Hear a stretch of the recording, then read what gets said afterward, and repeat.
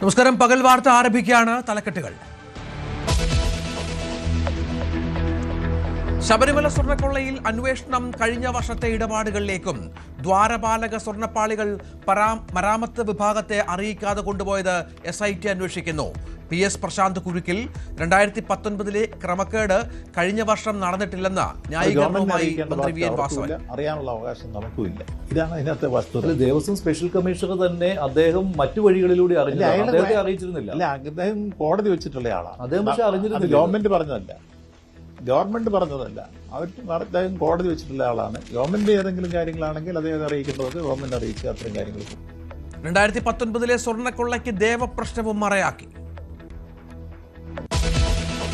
വളരെയധികം VVIP duty ചെയ്തിട്ടുള്ള എനിക്ക് അച്ചടക്കം വളരെ പ്രധാനപ്പെട്ട കാര്യമാണ്. പ്രധാനമന്ത്രി വേദിയിലേക്ക് വരുമ്പോൾ എനിക്ക് നൽകപ്പെട്ടിട്ടുള്ള സ്ഥാനത്ത് ഇരിക്കുക, അവിടെ തന്നെ നിലയുറപ്പിക്കുക എന്നതാണ് പാർട്ടി പ്രവർത്തക എന്ന നിലയിൽ ഞാൻ ചെയ്യേണ്ടതെന്നാണ് ധരിച്ചിരുന്നത്. അങ്ങോട്ടേക്ക് ക്ഷണിച്ചാലല്ലാതെ പോകരുത് എന്നുള്ള ഒരു പരിശീലനം എനിക്ക് ലഭിച്ചിരുന്നത് കൊണ്ടായിരിക്കാം ഞാൻ എന്റെ സ്ഥാനത്ത് മാത്രം ഇരിക്കുകയാണ് ചെയ്തത്. നരേന്ദ്രമോദി പങ്കെടുത്ത പരിപാടിയിലെ വിവാദത്തിൽ വിശദീകരണവുമായി P ശ്രീലേഖ. വിളിക്കാതെ VVIPകളുടെ അടുത്ത് പോകരുതെന്നാണ് പഠിച്ചിരിക്കുന്നത്. നിശ്ചയിച്ച സ്ഥലത്ത് തുടർന്നത് അച്ചടക്കത്തിന്റെ ഭാഗമായെന്നും ശ്രീലേഖ.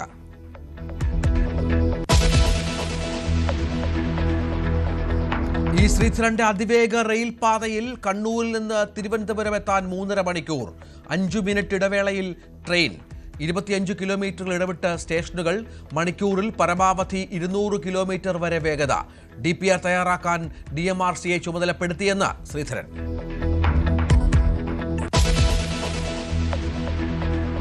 $20 കോടിയുടെ മഹാഭാഗ്യവാൻ ആര്? 2 മാസം നീണ്ടുനിന്ന കാത്തിരിപ്പിനൊടുവിൽ അല്പസമയത്തിനകം തീരുമാനം. ക്രിസ്തുമസ് പുതുവത്സര ബമ്പർ ഭാഗ്യക്കുറി നറുക്കെടുപ്പ് ഉടൻ. മെന്റലിസ്റ്റ് ആദ്യ ഭീഷണിപ്പെടുത്തിയെന്ന ആരോപണവുമായി പരാതിക്കാരൻ ബെന്നി വാഴപ്പിള്ളിൽ. എൻ്റെ അടുത്തുനിന്ന് ഒരു 35 ലക്ഷം രൂപ പുള്ളി കടമായിട്ട് മേടിച്ചു. അപ്പം ഈ പൈസ മേടിക്കുമ്പോൾ പുള്ളി എൻ്റെ അടുത്ത് പറഞ്ഞ വാക്ക്, ഈ വരുന്ന ഒരു വർഷത്തേക്കുള്ള ഷോയുടെ ഡേറ്റ് മുഴുവൻ എനിക്ക് തന്നേക്കാന്ന്, ഞാൻ മുഖാന്തരം ചെയ്തോളാമെന്നും. ഇതൊന്നും നടന്നില്ല. ഷോയ്ക്ക് വേണ്ടി ആദിക്ക് 35 ലക്ഷം നൽകി തന്നെ മോശമായി ചിത്രീകരിക്കുമെന്ന് ഭീഷണിപ്പെടുത്തിയെന്നും ബെന്നി.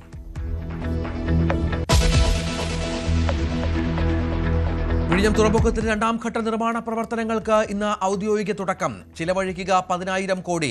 2028ഓടെ വിഴിഞ്ഞം പൂർണ്ണ സജ്ജമാക്കുക ലക്ഷ്യം.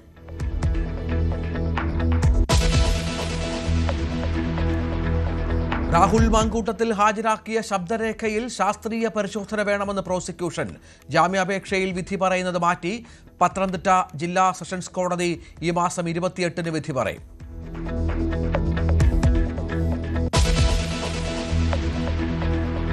വാർത്തകളുടെ വിശദാംശങ്ങളിലേക്ക്. ശബരിമല സ്വർണ്ണ കവർച്ചാ കേസിൽ Thiruvithamkoor Devaswom board president PS Prasanth നിയമക്കുരുക്കിലേക്ക്. 2025 സ്വർണ്ണപ്പാളി കൊണ്ടുപോയതിൽ ദുരുദ്ദേശമെന്നാണ് SITയുടെ കണ്ടെത്തൽ. മരാമത്ത് വിഭാഗത്തെ അറിയിച്ചാൽ സ്പെഷ്യൽ കമ്മീഷണർ വിവരം അറിയും. സ്വർണ്ണക്കൊള്ളയ്ക്ക് ദേവപ്രശ്നം മറയാക്കിയും സൂചനയുണ്ട്. ദേവപ്രശ്നത്തിന്റെ ചാർത്തിന്റെ പകർപ്പ് ന്യൂസ് 8-ന് കിട്ടി. VV വിനോദ് വിവരങ്ങളുമായി ചേരുകയാണ്. വിനോദ്, ഇതിൽ PS പ്രശാന്ത് ഏറ്റവും ഒടുവിൽ ഒഴിഞ്ഞ ദേവസ്വം ബോർഡ് പ്രസിഡന്റ് ചോദ്യം ചെയ്യൽ നടന്നിരുന്നു. കൂടുതൽ വിവരങ്ങൾ പുറത്തു വരുന്നുണ്ട്. ഒപ്പം ഈ ദേവപ്രശ്നവുമായി ബന്ധപ്പെട്ട വിഷയം, അതിന്റെ ഗൗരവം ഏറുകയാണല്ലോ.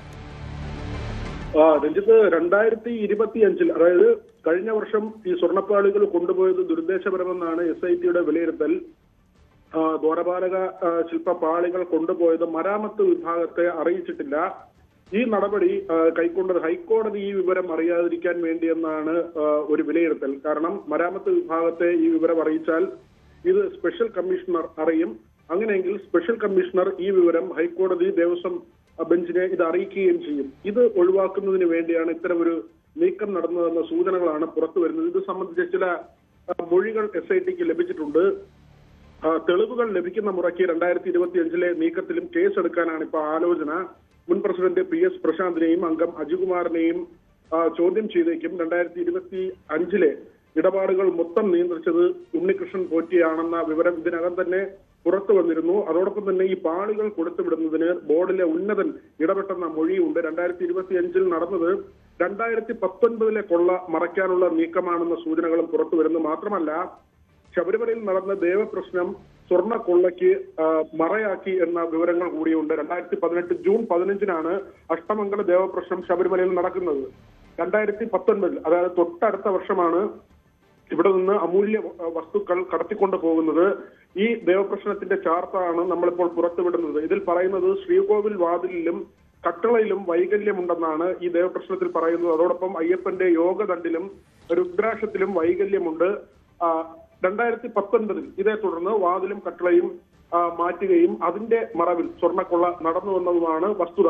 ഏതായിരുന്നാലും ഈ ദേവപ്രശ്നവുമായി ബന്ധപ്പെട്ട കാര്യങ്ങൾ മറയാക്കിയാണ് ഈ വൻ അട്ടിമറി നടന്നിരിക്കുന്നതെന്ന് വളരെ വ്യക്തമാണ്. അതുകൊണ്ട് തന്നെ ദേവപ്രശ്നം നടത്തിയവരെ കൂടി ഇപ്പോൾ മൊഴിയെടുക്കുന്നതിലേക്ക് വിളിച്ചു വരുത്തുന്നതിന് SIT തീരുമാനിച്ചിട്ടുണ്ട്. മാത്രമല്ല, അന്തരിച്ച തന്ത്രിയുടെ മകൻ കണ്ഠരര് മോഹനരെ ക്ഷേത്രത്തിൽ പ്രവേശിപ്പിക്കണമെന്ന് കൂടി ഈ ദേവപ്രശ്നത്തിൽ ശുപാർശ ചെയ്തിരുന്നു. ക്ഷേത്രം പൂർണ്ണമായും വാസ്തുശാസ്ത്ര പരിശോധനയ്ക്ക് വിധേയമാക്കണം, 18ാം പടിക്ക് മുകളിലെ മേൽക്കൂര പരിഷ്കരിക്കണമെന്നും പ്രശ്നവിധിയിൽ പറഞ്ഞിരുന്നു. അശാസ്ത്രീയമായ മേൽക്കൂര മാറ്റങ്ങൾക്ക് വിധേയമാക്കണമെന്നായിരുന്നു നിർദ്ദേശം. ഇതിനുശേഷമാണ് ഉണ്ണികൃഷ്ണൻ പോറ്റി പുതിയ നിർമ്മിതി സ്പോൺസർ ചെയ്ത് രംഗത്തെത്തിയത്. രഞ്ജിത്ത്, ശരി. ശബരിമല സ്വർണ്ണക്കൊള്ള അന്വേഷിക്കുന്ന പ്രത്യേക സംഘത്തിന് മേൽ മുഖ്യമന്ത്രിയുടെ ഓഫീസിന്റെ വലിയ സമ്മർദ്ദമെന്ന് VD സതീശൻ. കേസിൽ കുറ്റപത്രം സമർപ്പിക്കാത്തത് ഗുരുതര വീഴ്ചയാണ്. സ്വർണ്ണക്കവർച്ചാ കേസിൽ പ്രതികൾക്ക് ജാമ്യത്തിന് അവസരമൊരുക്കുകയാണെന്നും കുറ്റവാളികൾ പുറത്തിറങ്ങിയാൽ തെളിവ് നശിപ്പിക്കുമെന്നും സതീശൻ ആരോപിച്ചു. SITയുടെ മീതെ അതിശക്തമായ സമ്മർദ്ദമാണ് മുഖ്യമന്ത്രിയുടെ ഓഫീസിനുള്ളതെന്ന് അത് പിന്നീട് കോടതി ശരിവെച്ചു. അതായത് മന്ദഗതിയിലായിട്ടുണ്ട് അന്വേഷണം എന്ന്. ഇപ്പോൾ ഞാൻ ഇതുവരെ SITയെ കുറ്റപ്പെടുത്തി സംസാരിച്ചിട്ടില്ല. കാരണം SITയിൽ നമുക്ക് വിശ്വാസമുണ്ട്, ഇപ്പോഴും വിശ്വാസമുണ്ട്. പക്ഷേ SIT വീഴ്ച വരുത്തിയിട്ടുണ്ട്. കാരണം 90 ദിവസത്തിനുള്ളിൽ കുറ്റപത്രം സമർപ്പിച്ചില്ലെങ്കിൽ കുറ്റവാളികളായ ആളുകൾക്ക് ജാമ്യം കിട്ടുമെന്നും അവർ പുറത്തിറങ്ങിയാൽ ഈ നഷ്ടപ്പെട്ട സ്വർണം വരെ കണ്ടെടുത്തിട്ടില്ല, ദ്വാരപാലക ശില്പം കണ്ടെടുത്തിട്ടില്ല. ഈ കുറ്റവാളികൾ ജയിലിൽ നിന്ന് പുറത്തിറങ്ങിയാൽ ഇനിയും തെളിവുകൾ നശിപ്പിക്കാനുള്ള സാധ്യതയുണ്ട് എന്നുള്ള യാഥാർത്ഥ്യമുള്ളതുകൊണ്ടാണ് കോടതി അല്ലാതെയുള്ള ജാമ്യം അവർക്ക് നിഷേധിച്ചത്. കോടതി അല്ലാതെ ആർക്കും ജാമ്യം കൊടുത്തിട്ടില്ല. താൻ ദേവസ്വം ബോർഡ് മന്ത്രിയായിരുന്ന സമയത്ത് ശബരിമലയിൽ സ്വർണ്ണക്കൊള്ള നടന്നിട്ടില്ലെന്ന് ദേവസ്വം മന്ത്രി VN വാസവൻ. കഴിഞ്ഞ വർഷം സ്വർണ്ണപ്പാളികൾ അറ്റകുറ്റപ്പണിക്ക് കൊണ്ടുപോയതിൽ തെറ്റുപറ്റിയിട്ടില്ലെന്നും ദേവസ്വം മന്ത്രി പറഞ്ഞു. ക്രമക്കേടുണ്ടായത് 2019 പോറ്റിയുടെ കൈവശം കൊടുത്തുവിട്ടതും സ്വർണം ചെമ്പെന്ന് തിരുത്തിയതുമാണ് 2019 ക്രമക്കേട്.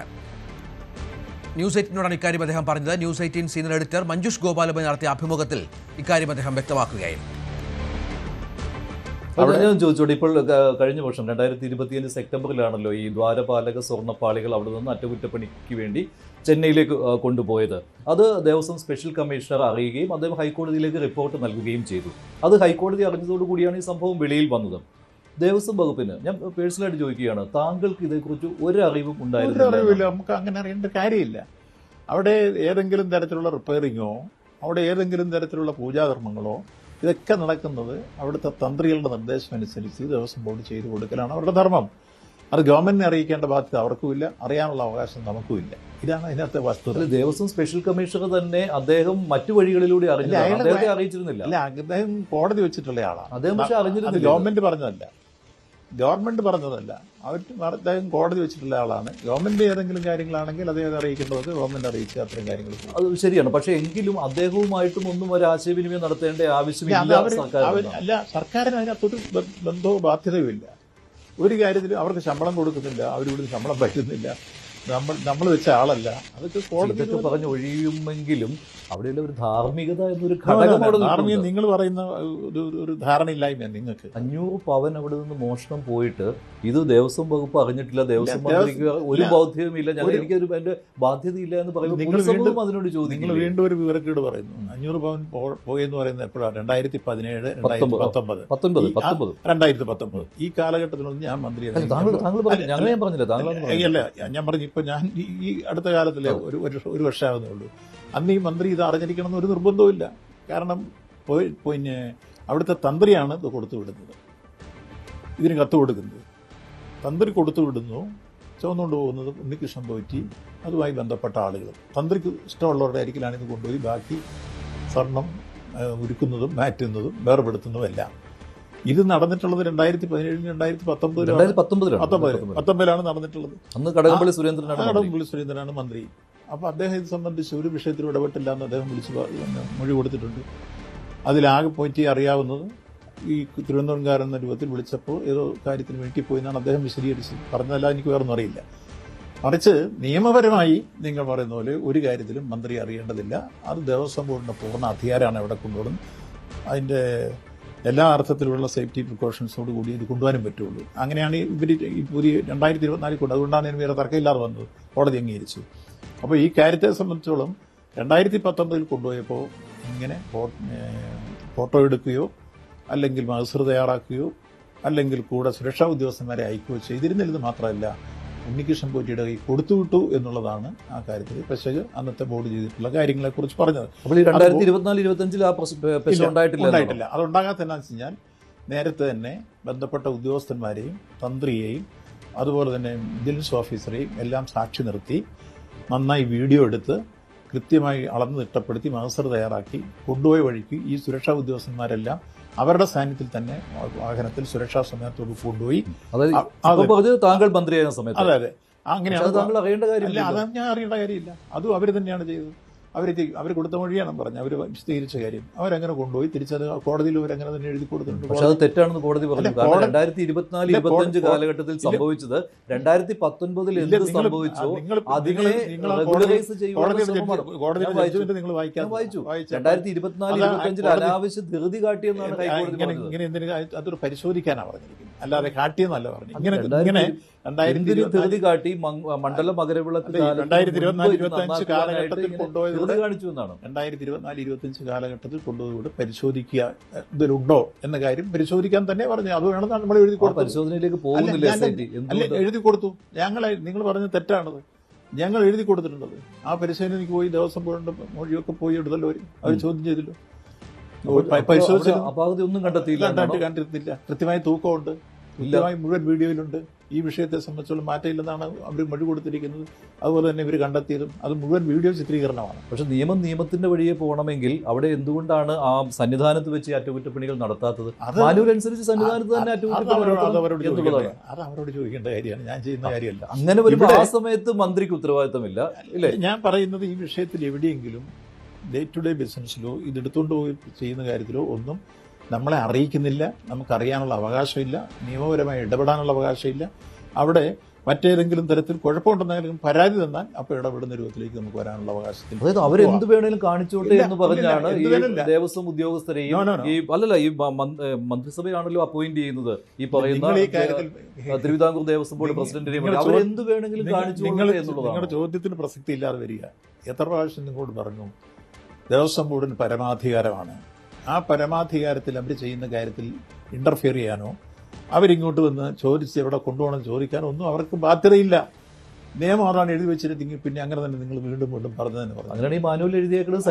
എവിടെയും കൊണ്ടുപോകരുത്. അത് ആ മാനുവൽ വെച്ച് വേണം ചെയ്യാൻ. ആ കാര്യത്തിലൊന്നും എനിക്ക് 2019 ഏത് സമയത്തായിരുന്നാലും മാനുവൽ അനുസരിച്ചാണ് കാര്യങ്ങൾ നടക്കേണ്ടത്. അതിവേഗ റെയിൽപാതയ്ക്ക് DPR തയ്യാറാക്കാൻ DMRCയെ ചുമതലപ്പെടുത്തിയെന്നും അവർ അത് തന്നെ ഏൽപ്പിച്ചുവെന്നും E. Sreedharan. Japanese south Korea model പഠിച്ചു. അതെല്ലാം ഉൾക്കൊള്ളിച്ച് DMRC നേരത്തെ തന്നെ വിശദമായി റിപ്പോർട്ട് നൽകിയിരുന്നു. എന്നാൽ ചെലവ് കൂടുതലെന്ന് സർക്കാർ പറഞ്ഞു. 2 തവണ DMRC പഠിച്ച വിഷയമാണ് അതിവേഗ റെയിൽ. റെയിൽവേ മന്ത്രി പറഞ്ഞതിനാൽ മുന്നോട്ട് പോവുകയാണെന്നും അദ്ദേഹം പറഞ്ഞു. നിലമ്പൂർ നഞ്ചൻകോട് റെയിൽവേ കാര്യം പറയാനാണ് കേന്ദ്ര റെയിൽവേ മന്ത്രിയെ കണ്ടതെന്നും E. ശ്രീധരൻ പറഞ്ഞു. 2023 ഞാൻ റെയിൽവേ മിനിസ്റ്റർക്ക് ലെറ്റർ എഴുതി. ഈ പ്രോജക്റ്റ് 2 സംസ്ഥാനത്ത് വളരെ ആവശ്യമാണ്. അതുകൊണ്ട് DPR ഉണ്ടാക്കാൻ വളരെ സാങ്ഷൻ നൽകണം. ഞാൻ ലെറ്റർ എഴുതി വിത്തിൻ എ മന്ത് അതിൻ്റെ സാക്ഷ്യം വന്നു റെയിൽവേ ബോർഡ്. പക്ഷേ അന്ന് DPR DMRC ഏൽപ്പിക്കുന്നതിന് പകരം റെയിൽവേ ഏൽപ്പിച്ചു. എറണാകുളം കൺസ്ട്രക്ഷൻ തന്നെ. അത് 2-2.5 കൊല്ലമായില്ലേ. ഞാൻ വെറുതെ ചെക്കപ്പ് ചെയ്യുമല്ലോ. ഇവിടെ എത്തി DPR. അപ്പോഴാണ് മനസ്സിലായത് DPR റെഡിയായില്ല. ആ ചെയ്ത DPRൻ്റെ ഭാഗം തരാൻ പോലെ നോക്കിയപ്പോൾ ആ DPR ശരിക്കല്ല ചെയ്തിരിക്കുക. ഈ നിലമ്പൂർ നഞ്ചൻകോട് റെയിൽവേയിലായി 2016 റെയിൽവേ ബഡ്ജറ്റിൽ എത്രയാണ് അത് വെള്ളം വെച്ചിട്ട് അന്ന് 6000 കോടി ചെയ്തത്. ഇപ്പോൾ അതിൻ്റെ റിപ്പോർട്ട് 48,000 കോഴ്സിലാണ് ഉണ്ടാക്കിയത്. ആരെ സമ്മതിക്കുക? ഇത് കണ്ടപ്പോൾ എനിക്ക് വലിയ വിഷമമായി. മിനിസ്റ്ററെ പോയി കണ്ടിട്ട് എങ്ങനെയാണ് ബഡ്ജറ്റ് ചേർക്കണമെന്നാണ് പോയത്. സംസ്ഥാന സർക്കാരിന്റെ സിൽവർ ലൈൻ പദ്ധതി പൂർണ്ണമായും തള്ളി. കേരളത്തിൽ അതിവേഗ റെയിൽപാത വരുന്നു. DMRC മുൻ മുഖ്യ ഉപദേഷ്ടാവ് E. ശ്രീധരന്റെ നേതൃത്വത്തിൽ DPR തയ്യാറാക്കും. ഇതിനായി DMRCയുടെ ഓഫീസ് പൊന്നാനിയിൽ സജ്ജമായി. തിരുവനന്തപുരം മുതൽ കണ്ണൂർ വരെ 430 കിലോമീറ്റർ നീളത്തിലാണ് റെയിൽപാത. മണിക്കൂറിൽ 200 കിലോമീറ്റർ വേഗം ഉറപ്പാക്കാൻ കഴിയുന്ന തരത്തിൽ അതിവേഗ പാത നിർമ്മിക്കുകയാണ് ലക്ഷ്യം. കേരളത്തിന്റെ വികസന കുതിപ്പിൽ നിർണായകമാകാൻ പോകുന്ന മലയാളിയുടെ യാത്രാ സങ്കല്പങ്ങളെ ഒന്നാകെ പൊളിച്ചെഴുതുന്ന ഒന്നായിരിക്കും അതിവേഗ റെയിൽ പദ്ധതി. ഇന്ത്യയിലെ സംസ്ഥാനങ്ങളുമായി താരതമ്യം ചെയ്യുമ്പോൾ കേരളം വലിപ്പത്തിൽ മുന്നിൽ നിൽക്കുന്ന ഒരു സംസ്ഥാനമല്ല. എങ്കിൽ പോലും ഭൂമിശാസ്ത്രപരമായ കേരളത്തിന്റെ പ്രത്യേകതയാണ് ഇങ്ങനെ ഒരു പദ്ധതിയെക്കുറിച്ച് ആലോചിപ്പിക്കുന്നത്. 2009 ആയിരുന്നു അതിവേഗ റെയിൽ പദ്ധതിയുമായി ബന്ധപ്പെട്ട ആദ്യ പഠനം നടന്നത് എങ്കിലും പിന്നീട് ആ പദ്ധതി ഇല്ലാതാകുന്ന സാഹചര്യമാണ് ഉണ്ടായത്. ഇപ്പോഴിതാ വീണ്ടും അതിവേഗ റെയിൽ പദ്ധതിക്ക് വേണ്ടിയുള്ള DPR തയ്യാറാക്കുകയാണ്. എന്താണ് ഈ അതിവേഗ റെയിൽപാതയിലൂടെ വിഭാവനം ചെയ്യുന്നത്? നമുക്ക് വിശദമായി പരിശോധിക്കാം. തിരുവനന്തപുരം മുതൽ കണ്ണൂർ വരെ നീളുന്നതാണ് ഈ അതിവേഗ റെയിൽപാത എന്നത്.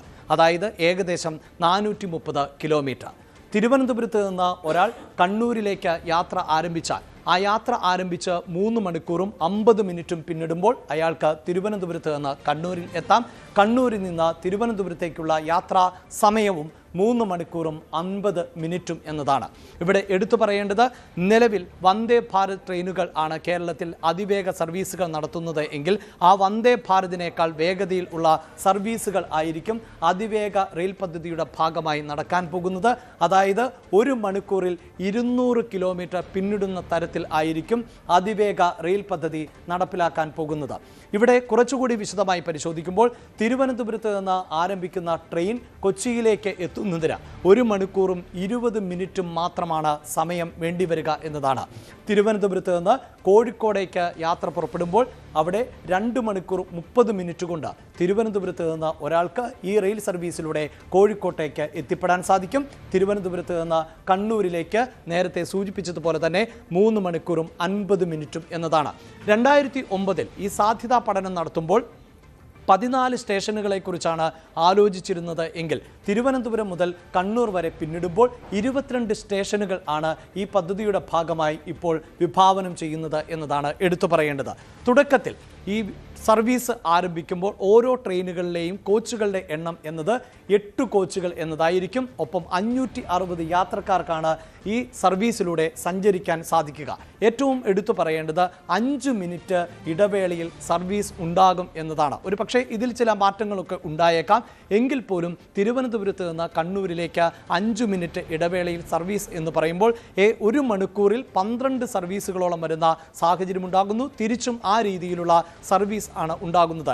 ഇപ്പോൾ തന്നെ നമുക്കറിയാം വന്ദേ ഭാരതിന് ഏറ്റവും കൂടുതൽ യാത്രക്കാർ ഉള്ള സംസ്ഥാനം കേരളമാണ് എന്നതുകൊണ്ട് തന്നെ ഇത്തരം പദ്ധതികൾക്ക് വലിയ വിജയ സാധ്യതയാണ് കണക്കിലാക്കപ്പെടുന്നത്. അതുകൊണ്ട് തന്നെയാണ് സർവീസുകളുടെ എണ്ണം കൂടും എന്ന സൂചനകൾ പുറത്തു വരുന്നത്. മറ്റൊന്ന് ഈ പദ്ധതിയുമായി ബന്ധപ്പെട്ട ചിലവിൻ്റെ കണക്കുകൾ ആണ്. ഒരു പക്ഷേ ഞെട്ടിക്കുന്ന ഒരു കണക്ക് തന്നെ എന്ന് പറയാം. ഇത്രയും ബൃഹത്തായ ഒരു പദ്ധതിക്ക് വേണ്ടി 60,000 കോടി രൂപയാണ് ചിലവാക്കേണ്ടി വരുന്നത് എന്നതാണ് ഇപ്പോൾ നമുക്ക് ലഭിക്കുന്ന വിവരങ്ങൾ. ഇത് പ്രകാരം സംസ്ഥാന സർക്കാർ അതിൻ്റെ 50% 30,000 കോടി, കേന്ദ്ര സർക്കാർ അടുത്ത 50% 30,000 കോടി രൂപ ഇങ്ങനെയാണ് ചെലവഴിക്കേണ്ടി വരുന്നത്. മാത്രവുമല്ല 5 വർഷം കൊണ്ട് ഈ പദ്ധതി പൂർത്തിയാക്കാൻ സാധിക്കും എന്ന ആത്മവിശ്വാസം കൂടിയാണ് മെട്രോമാൻ പങ്കുവെക്കുന്നത് എന്നതാണ്. ഇങ്ങനെയൊരു ബൃഹത് പദ്ധതി കടന്നു പോകുമ്പോൾ ഇവിടെ വിവാദങ്ങൾക്കുണ്ടാകുവാൻ സാധ്യതയുണ്ട്. ആ വിവാദങ്ങൾ നമുക്ക് ഇതിനു മുമ്പുള്ള സിൽവർ ലൈൻ പദ്ധതിയുമായി ബന്ധപ്പെട്ട് ചേർത്ത് വെക്കേണ്ടതാണ്. അതായത് സമാനമായ ഒരു അതിവേഗ പാതയെക്കുറിച്ചുണ്ടായ ചർച്ച എന്നത് സിൽവർ ലൈൻ ആയിരുന്നു. അന്ന് സിൽവർ ലൈൻ ഭൂമി ഏറ്റെടുക്കലുമായി ബന്ധപ്പെട്ട വലിയ വിവാദങ്ങളുണ്ടായി. മഞ്ഞക്കുറ്റി കാലങ്ങളോളം ചർച്ച ചെയ്യപ്പെട്ട ഒരു പശ്ചാത്തലം ഉണ്ടായെങ്കിൽ അത്തരം വിവാദ സാധ്യതകൾ ഇല്ല എന്നാണ് മെട്രോമാൻ പറയുന്നത്. അതിന് പ്രധാനപ്പെട്ട കാരണം എന്നത് നമുക്കറിയാം, കേരളത്തിൽ ഒരു ടൗൺഷിപ്പ് മാതൃകയിലാണ് ഓരോ പ്രദേശങ്ങളും എന്നത്.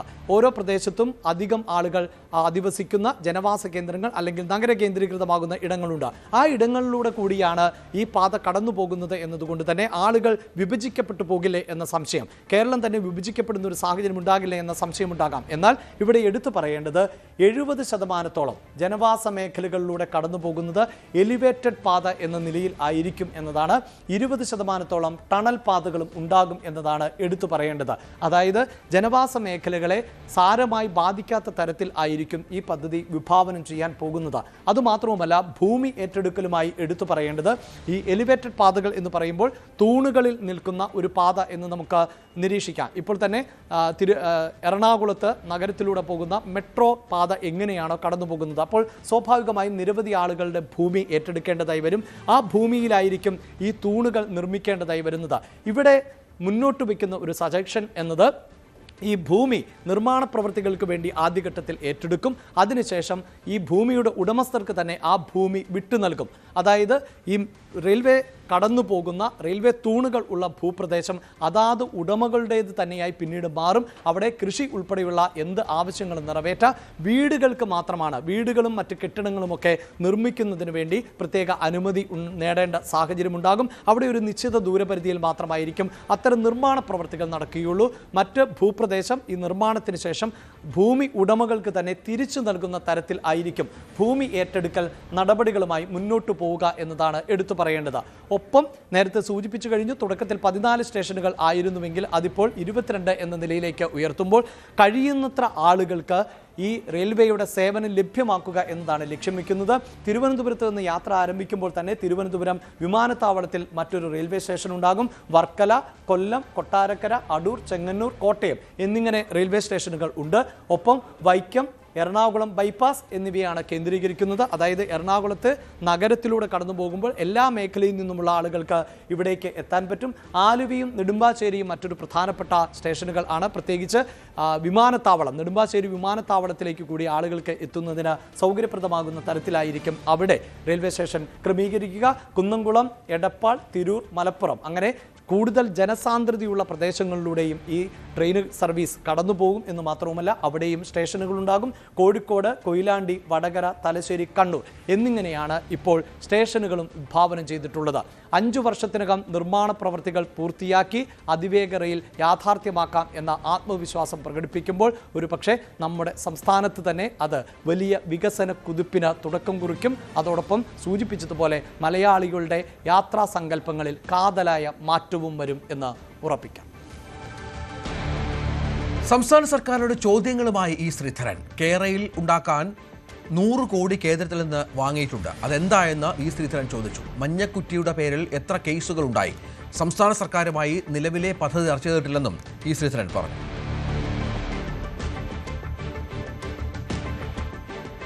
വിഴിഞ്ഞം തുറമുഖത്തിന്റെ 2ാം ഘട്ട നിർമ്മാണ പ്രവർത്തനങ്ങൾക്ക് ഇന്ന് ഔദ്യോഗിക തുടക്കമാകും. വൈകിട്ട് 4 മണിക്ക് നടക്കുന്ന ചടങ്ങിൽ മുഖ്യമന്ത്രി പിണറായി വിജയൻ 2ാം ഘട്ട നിർമ്മാണ പ്രവർത്തനങ്ങൾ ഉദ്ഘാടനം ചെയ്യും. കേന്ദ്ര ഷിപ്പിംഗ് മന്ത്രി സർബാനന്ദ സോനോവാൾ മുഖ്യാതിഥിയാകും. തുറമുഖത്തിന്റെ സമ്പൂർണ്ണ വികസനമാണ് ഈ ഘട്ടത്തിൽ പൂർത്തിയാക്കുക. 2028ഓടെ നിർമ്മാണം പൂർത്തിയായി വിഴിഞ്ഞം പൂർണ്ണ സജ്ജമാകും. 10,000 കോടി രൂപയുടെ നിർമ്മാണ പ്രവർത്തനങ്ങളാണ് ഈ ഘട്ടത്തിൽ നടക്കുക. ഇപ്പോൾ ഞങ്ങൾ പുതുക്കിയുണ്ടാക്കിയ കരാർ 2028 പൂർത്തീകരിക്കും. എന്നുവെച്ചാൽ 17 വർഷത്തെ ലാഭം കിട്ടിയിരിക്കുന്നു. ഇനി പുതിയതായി ഏതാണ്ട് 1100 മീറ്ററോളം പുതിയ പുലിമുട്ട് നിർമ്മിക്കണം. 800 മീറ്റർ ഇപ്പോൾ ഉള്ള ബർത്ത് 2000 മീറ്ററായി വർദ്ധിക്കണം. അതുപോലെ തന്നെ മറ്റ് യാർഡുകൾ ഉണ്ടാവണം. എല്ലാ സൗകര്യങ്ങളും ഉണ്ടാകുന്ന രൂപത്തിലേക്കുള്ള പ്രവർത്തനങ്ങൾക്ക് തുടക്കം കുറിക്കുകയാണ്. 2028 പൂർത്തീകരിക്കുന്നതോടുകൂടി 10 ലക്ഷം കണ്ടെയ്നർ സ്ഥാനത്ത് 50 ലക്ഷം കണ്ടെയ്നർ കൈകാര്യം ചെയ്യാൻ പറ്റുന്ന ലോകത്തെ ഏറ്റവും വലിയ തുറമുഖമായി വിഴിഞ്ഞം മാറുന്നു. ഇത് അഭിമാനകരമായ ഒരു ചരിത്ര നേട്ടമാണ്. 2023 ഒക്ടോബർ 15 ആദ്യമായി ഒരു രാജ്യാന്തര ചരക്ക് കപ്പൽ വിഴിഞ്ഞം രാജ്യാന്തര തുറമുഖത്ത് എത്തുന്നത്. അത് ഷെൻഹുവ A-15 ആയിരുന്നു. അതിനുശേഷം പിന്നീട് കഴിഞ്ഞ മെയ് മാസം 2-ാം തീയതി ഔദ്യോഗികമായ കമ്മീഷനിങ് നടക്കുന്നു. പിന്നെ ഇന്ന് വരെയുള്ള ഈ ദിവസത്തിനകത്ത് കഴിഞ്ഞ ഇത്രയും ദിവസത്തിനകത്ത് 710 കപ്പലുകൾ വിഴിഞ്ഞം രാജ്യാന്തര തുറമുഖത്ത് വന്നുപോയി. ലോകത്തിലെ ഏറ്റവും വലിയ ചരക്ക് കപ്പലായ MSC ഐറിന ഉൾപ്പെടെയുള്ള കപ്പലുകൾ വിഴിഞ്ഞത്തെത്തി എന്നതാണ് അതിന്റെ സവിശേഷത. അതായത് ഏതാണ്ട് 15,19,000-ത്തിലധികം കണ്ടെയ്നറുകൾ ഇതിനോടകം വിഴിഞ്ഞം രാജ്യാന്തര തുറമുഖം കൈകാര്യം ചെയ്തു കഴിഞ്ഞു. അത് ഈ ചെറു തുറമുഖങ്ങളിലേക്ക് ചെറു കപ്പലുകളിൽ തന്നെ കണ്ടെയ്നറുകൾ നീക്കം ചെയ്യുന്ന ഒരു സംവിധാനമാണ് നിലവിലുള്ളത്. മറ്റ് റിംഗ് റോഡിന്റെയും മറ്റ് അനുബന്ധ വികസന പദ്ധതികളുടെയും നിർമ്മാണം വേഗത്തിൽ പൂർത്തിയായാൽ മാത്രമേ അത് റോഡ് വഴിയുള്ള ചരക്ക് ഗതാഗതം പൂർണ്ണമാകുകയുള്ളൂ. എന്തായാലും അതടക്കമുള്ള വലിയ ലക്ഷ്യങ്ങൾ മുമ്പിൽ വെച്ചുകൊണ്ടാണ് രണ്ടാം ഘട്ടത്തിന് ഇന്ന് ഉദ്ഘാടനം നടക്കാൻ പോകുന്നത്. മുഖ്യമന്ത്രി പിണറായി വിജയൻ വൈകുന്നേരം 4 മണിക്ക് വിഴിഞ്ഞം രാജ്യാന്തര തുറമുഖത്തെ പ്രത്യേകം തയ്യാറാക്കിയ വേദിയിലായിരിക്കും ഈ രണ്ടാം ഘട്ട നിർമ്മാണ പദ്ധതികളുടെ ഉദ്ഘാടനം നിർവഹിക്കുക. കേന്ദ്ര ഷിപ്പിംഗ് മന്ത്രി സർബാനന്ദ് സോനോവാൾ ഉൾപ്പെടെയുള്ള പ്രമുഖർ ഈ ചടങ്ങിൽ പങ്കെടുക്കും. നമുക്കറിയാം പദ്ധതിയുടെ നടത്തിപ്പുമായി ബന്ധപ്പെട്ട് അതിന്റെ പല ഘട്ടങ്ങളിൽ ഉയർന്നു വന്ന എതിർപ്പുകൾ, അത് ഏതൊക്കെ തരത്തിൽ ഈ പദ്ധതി തന്നെ ഉപേക്ഷിക്കേണ്ടി വരുമോ എന്ന സംശയം ജനിപ്പിച്ച സാഹചര്യങ്ങൾ, പിന്നീട് അതിന്മേലുണ്ടായ സർക്കാരിന്റെ ഇടപെടലുകൾ, ഏറ്റവും ഒടുവിൽ സമരം അടിച്ചമർത്തിക്കൊണ്ട് വീണ്ടും ഈ നിർമ്മാണ പ്രവർത്തനങ്ങൾക്ക് പുരോഗതി കൈവരിക്കുന്ന സാഹചര്യം. ഇങ്ങനെ കേരളത്തിന്റെ സ്വപ്ന പദ്ധതിയുടെ ഒരു പൂർത്തീകരണത്തിലേക്ക് എത്തുകയാണ്. അതിന്റെ രണ്ടാം ഘട്ടത്തിന്റെ നിർമ്മാണത്തിന് ഇന്ന് തുടക്കം കുറിക്കുന്നുണ്ട്. ഏതാണ്ട് 10,000 കോടി രൂപയുടെ ചെലവാണ് 2028 വരെ പ്രതീക്ഷിക്കുന്ന ഈ നിർമ്മാണ പദ്ധതിയിൽ ലക്ഷ്യം വെക്കുന്നത്. അതായത് 10,000 കോടി രൂപ ചെലവിൽ മൾട്ടിപർപ്പസ് ബർത്ത് ഉൾപ്പെടെയുള്ള വലിയ വികസന പദ്ധതികൾ വിഴിഞ്ഞത്ത് നടക്കും എന്നതാണ് എടുത്തു പറയേണ്ടുന്ന കാര്യം. അതോടൊപ്പം റെയിൽവേ യാർഡ്, ലിക്വിഡ് ടെർമിനൽ ഉൾപ്പെടെയുള്ള ടാങ്ക് ഫാം തുടങ്ങിയവയാണ് പ്രധാനമായി ഈ രണ്ടാം ഘട്ടത്തിൽ നിർമ്മാണ പദ്ധതിയിൽ ഉൾപ്പെടുക. അതായത് ഈ വിഴിഞ്ഞം തുറമുഖത്തിന്റെ പരമാവധി ശേഷി അത് കൈവരിക്കുക എന്നത് തന്നെയാണ് ഈ രണ്ടാം ഘട്ടം കൊണ്ട് ലക്ഷ്യം വെക്കുന്നത്. ആ ഒരു വലിയ ലക്ഷ്യം മുന്നിൽ വെച്ചുകൊണ്ട് തന്നെയാണ് എത്രയും പെട്ടെന്ന്, അതായത് 2026 ഇന്ന് തന്നെ ഇതിന്റെ ഈ നിർമ്മാണ ഉദ്ഘാടനത്തിന് തുടക്കം കുറിച്ച് അതിവേഗത്തിൽ 2028 തന്നെ അതിന്റെ നിർമ്മാണം പൂർത്തിയാക്കുന്ന തരത്തിലാണ് അതിന്റെ ഒരു പ്രൊജക്ട്. ഓരോ ദിവസവും ഓരോ മാസവും അതിന്റെ കൃത്യമായ നിരീക്ഷണമുണ്ട്. ഏത് തരത്തിലാണ്, എത്ര വേഗതയിലാണ് ഇതിന്റെ നിർമ്മാണം മുമ്പോട്ട് പോകുന്നത് എന്നതടക്കമുള്ള കാര്യങ്ങളിൽ വിശദമായ നിരീക്ഷണം കൃത്യമായി തന്നെ കേന്ദ്രവും കേരളവും ഒക്കെ നടത്തുന്നുണ്ട്. അതോടൊപ്പം തന്നെ അദാനി ഗ്രൂപ്പിന്റെ ഭാഗത്തുനിന്ന് ഇതുമായി ബന്ധപ്പെട്ട് സർക്കാരിന് ലഭിച്ചുകൊണ്ടിരിക്കുന്ന ഒരു വലിയ പിന്തുണയുണ്ട്. അതെല്ലാം കൂടി ചേർന്നാണ് ഈ രണ്ടാം ഘട്ടം 2028 പൂർത്തിയാക്കുക എന്ന ഒരു വലിയ ലക്ഷ്യം മുമ്പിൽ വെച്ചുകൊണ്ട് അതിന്റെ നിർമ്മാണ പ്രവർത്തനങ്ങൾക്ക് ഇന്ന് തുടക്കം കുറിക്കാൻ പോകുന്നത്. BJPയുടെ പൊതുസമ്മേളന വേദിയിൽ പ്രധാനമന്ത്രി നരേന്ദ്രമോദിയെ ഗൗരവിച്ചില്ലെന്ന തരത്തിൽ വന്ന വാർത്തകളോട് പ്രതികരിച്ച് ശാസ്തമംഗലം കൗൺസിലർ R. ശ്രീലേഖ അങ്ങോട്ട് ക്ഷണിച്ചാലല്ലാതെ പ്രധാനമന്ത്രിയെ പോയി കാണുന്നത് അനുചിതമാണ്, അതുകൊണ്ടാണ് പോകാതിരുന്നത് എന്നും ഫേസ്ബുക്ക് വീഡിയോയിൽ ശ്രീലേഖ വിശദീകരിച്ചു. വേദിയിൽ ഇരിപ്പിടം ലഭിച്ചത് സംസ്ഥാന ഉപാധ്യക്ഷന്മാരിൽ ഒരാളായതുകൊണ്ടാണെന്നും അത് അച്ചടക്കത്തിന്റെ ഭാഗമാണെന്നും അവർ പറഞ്ഞു. തിരുവനന്തപുരം കോർപ്പറേഷനിൽ BJP ചരിത്രത്തിൽ ആദ്യമായി വിജയിക്കുകയും മേയർ സ്ഥാനത്തേക്ക് പരിഗണിക്കാതെ VV രാജേഷിനെ മേയർ സ്ഥാനത്തേക്ക് എത്തിക്കുകയും തുടർന്ന് ആശാനാഥിനെ ഡെപ്യൂട്ടി മേയർ ആക്കി തിരഞ്ഞെടുക്കുക അടക്കം ചെയ്തതിന് ശേഷം ആരംഭിച്ച BJP നേതൃത്വത്തിന് വലിയ തലവേദനയായിരുന്നു R. ശ്രീലേഖയുമായി ബന്ധപ്പെട്ട വിവാദങ്ങൾ. അതിലാദ്യം തന്നെ വട്ടിയൂർക്കാവ് MLA VK പ്രസാദുമായി ബന്ധപ്പെട്ട ഓഫീസ് തർക്കവും തുടർന്ന് ഓൺലൈൻ മാധ്യമത്തിന് നൽകിയ ഒരു ഇന്റർവ്യൂ അടക്കം സംസ്ഥാന നേതൃത്വത്തിനും ജില്ലാ നേതൃത്വത്തിനടക്കം വലിയ തലവേദന സൃഷ്ടിച്ചിരുന്നു. ഇപ്പോൾ കഴിഞ്ഞ ദിവസം 45 ദിവസത്തെ ഒരു വാക്ക് പാലിച്ചുകൊണ്ട് നരേന്ദ്രമോദി തിരുവനന്തപുരത്തേക്ക് എത്തുകയും പൊതുചടങ്ങിലടക്കം സംസ്ഥാന നേതൃത്വത്തിലെയും ജില്ലാ നേതൃത്വത്തിലെയും പ്രമുഖരടക്കം പങ്കെടുക്കുകയും ചെയ്തിരുന്നു. ഇതിൽ സംസ്ഥാന ഉപാധ്യക്ഷയായ R. ശ്രീലേഖയും പങ്കെടുത്തിരുന്നു. പക്ഷേ മോദിയെ നേരിട്ട് പോയി കാണുകയോ ഹസ്തദാനം നൽകുകയോ അടക്കം ചെയ്യാതെ മാറി നിന്ന ഒരു വിഷയം കഴിഞ്ഞ ദിവസം മാധ്യമങ്ങളിലടക്കം വലിയ ചർച്ചാ വിഷയമായിരുന്നു. അതിനുശേഷം R. ശ്രീലേഖയുടെ പ്രതികരണം ഇങ്ങനെയായിരുന്നു. എനിക്ക് രാഷ്ട്രീയം പുതിയതാണ്. 33.5 വർഷം പരിശീലിച്ചതും ചെയ്തതും ഒക്കെ ഒരു പോലീസ് ഉദ്യോഗസ്ഥയുടെ കടമയായിരുന്നു. വളരെയധികം VVIP ഡ്യൂട്ടി ചെയ്തിട്ടുള്ള എനിക്ക് അച്ചടക്കം വളരെ പ്രധാനപ്പെട്ട കാര്യമാണ്. പ്രധാനമന്ത്രി വേദിയിലേക്ക് വരുമ്പോൾ എനിക്ക് നൽകപ്പെട്ടിട്ടുള്ള സ്ഥാനത്ത് ഇരിക്കുക, അവിടെ തന്നെ നിലയുറപ്പിക്കുക എന്നതാണ് പാർട്ടി പ്രവർത്തക എന്ന നിലയിൽ ഞാൻ ചെയ്യേണ്ടതെന്നാണ് ധരിച്ചിരുന്നത്. അങ്ങോട്ടേക്ക് ക്ഷണിച്ചാലല്ലാതെ പോകരുത് എന്നുള്ള ഒരു പരിശീലനം എനിക്ക് ലഭിച്ചിരുന്നത് കൊണ്ടായിരിക്കാം ഞാൻ എന്റെ സ്ഥാനത്ത് മാത്രം ഇരിക്കുകയാണ് ചെയ്തത്. VVIP എൻട്രൻസിലൂടെ കയറി വന്ന അദ്ദേഹം അതേ എൻട്രൻസിലൂടെ പോകുമ്പോൾ ഞാൻ പോകുന്നത് ശരിയല്ലല്ലോ എന്ന് വിചാരിച്ചാണ് ഞാൻ അവിടെ നിന്നത്. മാധ്യമ ചാനലുകളിലും വളരെയധികം മോശമായ രീതിയിൽ ഇതിനെക്കുറിച്ച് പരാമർശിച്ച് കണ്ടു. ഇതിലാരും വെറുതെ തെറ്റിദ്ധരിക്കേണ്ട. ഞാൻ നിങ്ങളുടെ സ്വന്തം ശ്രീലേഖ, എപ്പോഴും BJPക്കൊപ്പം. BJP നേതൃത്വം തിരുവനന്തപുരം കോർപ്പറേഷനിൽ ഭരണത്തിലേറിയതിനു ശേഷം പലവിധ കാര്യങ്ങളിൽ ഇത്തരത്തിലുള്ള വിവാദങ്ങൾക്ക് തിരികൊളുത്തിയെങ്കിലും സംസ്ഥാന നേതൃത്വമായിക്കോട്ടെ ജില്ലാ നേതൃത്വമായിക്കോട്ടെ കൃത്യമായ വിശദീകരണം നൽകിയിട്ടില്ല. കഴിഞ്ഞ ദിവസത്തെ ഈ ഒരു വിവാദത്തോടു കൂടി തന്നെ വീണ്ടും ശ്രീലേഖ വാർത്തകളിൽ നിറയുകയാണ്. ഇതിനൊപ്പം തന്നെ കൂട്ടി വായിക്കേണ്ട മറ്റൊരു കാര്യമെന്ന് പറയുന്നത് ഈ ഒരു VV രാജേഷിൻ്റെ അടക്കം സത്യപ്രതിജ്ഞാ ചടങ്ങിലടക്കം R. ശ്രീലേഖ പങ്കെടുത്തിരുന്നില്ല. അവർ അതിൽ നിന്നടക്കം മാറി നിന്നിരുന്നു. ഇതിൻ്റെ ഒരു തുടർച്ച, ഈ ഒരു അനിഷ്ടം, അതായത് വിമിഷ്ടമായിട്ടുള്ളൊരു കാര്യം, അതായത് സ്ഥാനാർത്ഥി നിർണയത്തിൽ മേയർ സ്ഥാനാർത്ഥിയെ ഉയർത്തി കാണിക്കുന്നു. പക്ഷേ ആ സമയത്ത് വിജയിച്ചതിന് ശേഷം പരിഗണിക്കാതെ പോകുന്ന ഒരു ബുദ്ധിമുട്ട് തന്നെ ഈ പല രീതിയിൽ പ്രകടിപ്പിക്കുന്നു എന്നാണ് പല കോണുകളിൽ നിന്നോ ഉയരുന്ന വിമർശനം. ക്യാമറാമാൻ വിനോദിനോടൊപ്പം Sarang Sudhakaran, news 18 Thiruvananthapuram. BJP Thiruvananthapuram city ജില്ലാ അധ്യക്ഷൻ കരമന ജയനെതിരെ കേസെടുത്ത് പോലീസ്. BNS സെക്ഷൻ 223, 285 വകുപ്പുകൾ ചുമത്തിയാണ് കേസ്. പ്രധാനമന്ത്രിയുടെ സന്ദർശനത്തോടനുബന്ധിച്ച് പൊതുജനങ്ങൾക്ക് മാർഗതടസ്സം സൃഷ്ടിക്കുന്ന രീതിയിൽ പാളയത്ത് ഫ്ലക്സ് ബോർഡ് സ്ഥാപിച്ചുവെന്നാണ് FIR.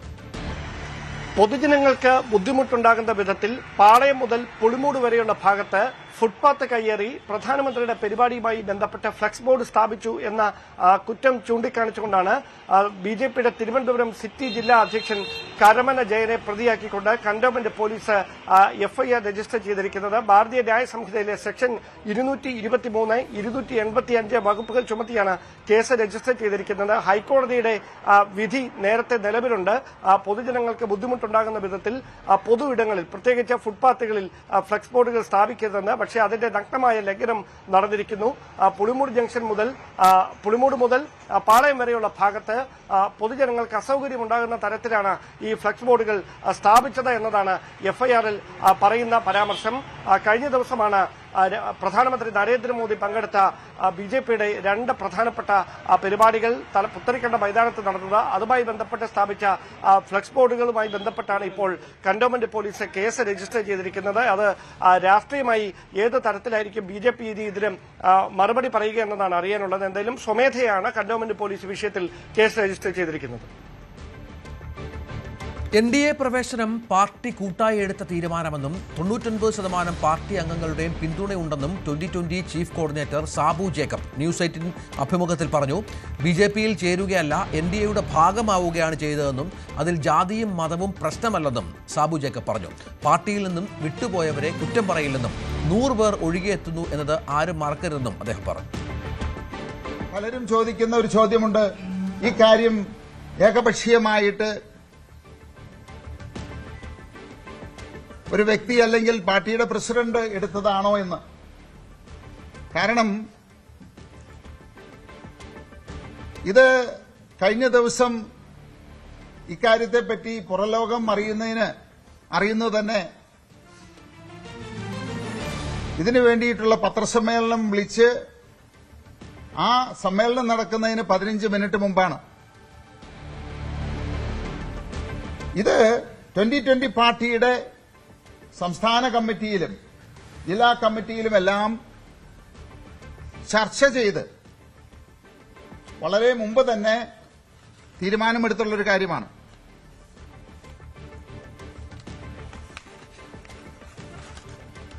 ഈ ചർച്ചയിൽ പലരും സ്വതന്ത്രമായിട്ട് തന്നെ നിന്നാ മതി എന്നുള്ള അഭിപ്രായക്കാരുണ്ടായിരുന്നു. UDFന്റെ കൂടെ ചേരണമെന്നുള്ള അഭിപ്രായമുള്ള ആളുകളുണ്ടായിരുന്നു. എന്നാൽ LDFന്റെ കൂടെ കൂടണമെന്ന് ഒരാൾ പോലും അഭിപ്രായമുണ്ടായിരുന്നില്ല. അതേസമയത്ത് ഭൂരിപക്ഷം ആളുകളും NDAയുടെ കൂടെ ഭാഗമാകണം എന്നുള്ള അഭിപ്രായമാണ് അവിടെ രേഖപ്പെടുത്തിയത്. അങ്ങനെ ആ യോഗത്തിൽ യുക്തമായ തീരുമാനമെടുക്കാനായിട്ട് പാർട്ടി അധ്യക്ഷനെ ചുമതലപ്പെടുത്തിയിട്ടുള്ളതാണ്. അപ്പോൾ ഒരു സുപ്രഭാതത്തില് പെട്ടെന്നുണ്ടായ, ആരും അറിയാതെ, ആരോടും ചർച്ച ചെയ്യാതെ എടുത്ത തീരുമാനമാണ് എന്നുള്ളത് വസ്തുതാവിരുദ്ധമാണ്. ഡാനി ഇപ്പോൾ വിവരങ്ങൾ പങ്കുവെക്കുകയാണ്. ഡാനി, ഈ തീരുമാനത്തിൽ പ്രതിഷേധിച്ച് കുറെ ആളുകളൊക്കെ ഇന്നലെ പാർട്ടി വിട്ടിരുന്നു. കൂടുതൽ കൊഴിഞ്ഞുപോക്ക് ഉണ്ടാകുന്നുണ്ടോ, അതോ സാബു ജേക്കബ് പറഞ്ഞതുപോലെ 99% ആളുകളും തുടരുന്നുണ്ടോ അവർക്കൊപ്പം?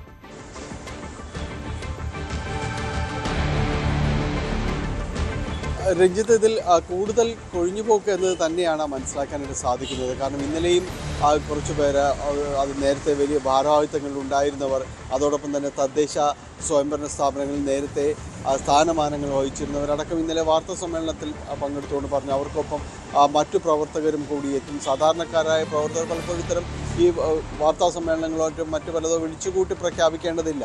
ഉയർന്ന സ്ഥാനങ്ങളിൽ ഇരിക്കുന്നവരാണ് തങ്ങൾ പാർട്ടി വിടുകയാണെന്നെല്ലാം തന്നെ പറയുന്നത്. അതുകൊണ്ട് തങ്ങൾക്കൊപ്പം നിരവധിയായ ആളുകൾ ഇതിന് പാർട്ടി വിടുന്നു, 2020 വിട്ട് പുറത്തേക്ക് വരുന്നു. നിലവിലത്തെ സാഹചര്യത്തിൽ അവർക്കിതിനോട് ഒത്തുപോകാൻ കഴിയുന്ന ഒരു സാഹചര്യമല്ല എന്ന് പറയുന്നു. ഇപ്പോൾ സാബു ജേക്കബിൻ്റെ വാക്കുകളിലുമുണ്ട് കുറച്ച് പേർ പാർട്ടി വിട്ടേക്കാം, എന്നാലും കൂടുതൽ പേർ ഇവിടേക്ക് വരുമെന്ന് പറയുന്നു.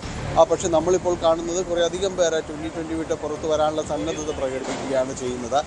കുറച്ച് പേർ CPM-ലടക്കം ചേരുന്നതായിട്ട് അറിയിച്ചിട്ടുണ്ട്. ഇന്നലെ ഏരിയ സെക്രട്ടറി അടക്കം ഇത്തരം കാര്യങ്ങൾ വ്യക്തമാക്കുകയും ചെയ്തു.